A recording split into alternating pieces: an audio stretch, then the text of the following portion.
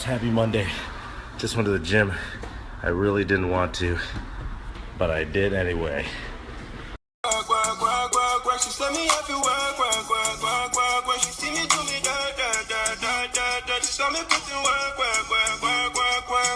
What up, Snaps? Happy Monday. It's me, Justin, and I'm back. Right now, you're probably sitting chained to a desk somewhere wondering how you can get out of corporate America. And I've come to liberate you. A lot of people ask, how do I get a job at a startup? How do I start a startup? How do I do anything other than this? Turns out over 70% of Americans feel disengaged from their work. If that sounds like you, I want to help you with some quick tips. Number one, quit before you start. My co-founder and I of my first company both had pretty good job offers coming out of college, but instead we turned them down, sent the bonuses back, and started our company.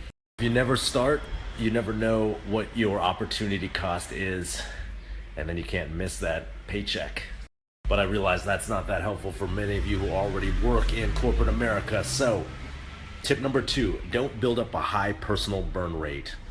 What do I mean by that? Well, I got a lot of friends who want to start a startup, and they have a good idea, but they can't make less than $200,000 a year because they've got a nice house, the big mortgage, nice car, big lease, and they literally can't escape because they're in handcuffs made of money. So get rid of your shit, or better yet, never buy in the first place. It doesn't make a difference. It doesn't make you any happier. And when you are looking for a new job, optimize for learning. You want to learn as much as you can. By learning in a job, you'll discover the things you want to do and the things you don't want to do. So people are like, well, how do I get that job at a startup? Here's a quick tip.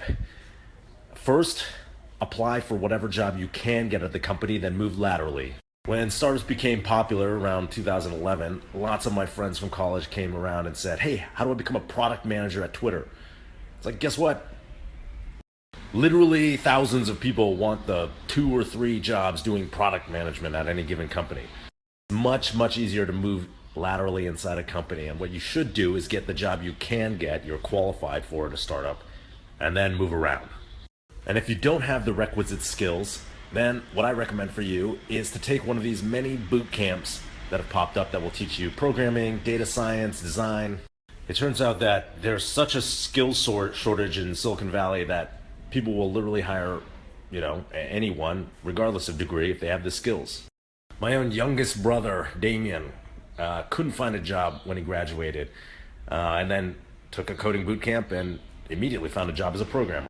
So when you are applying for a job at a startup, look, just emphasize your applicable skills only. Don't put a bunch of bullshit fluff on your resume. Also, make sure that you point out why you specifically want to work at that company specifically. When you join a startup, you're not out of the woods yet. Be prepared for an entirely new set of horrible problems. Startups are often befit by horrible management, no org structure, changing priorities. After a while, you might be longing for the warm embrace of corporate America, but I doubt it. And lastly, the most ironic part of it all, if you do join a successful startup, eventually it'll become a big company too. All right, if you thought this was helpful, screenshot and share with someone who's trapped in corporate America. Thanks.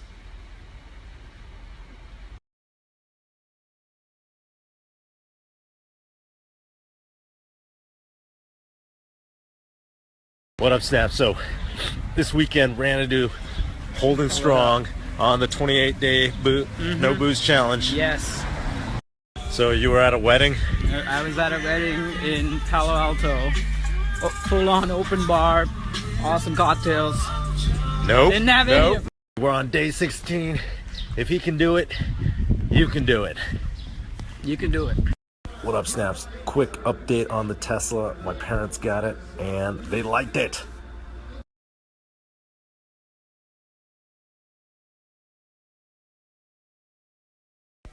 What up, Snaps? We're doing some office hours here with Moses from Send It, all the way here from Jakarta. Yeah. So we funded Send It 2 YC batches ago. I really like these guys because they identified this opportunity in Indonesia to build payments infrastructure for a country that didn't have any infrastructure for payments. And the cool thing is that these guys just dove in, and Moses moved to Indonesia to figure it out. And the story is, if you really want to build a company, sometimes you got to go to where the opportunity is.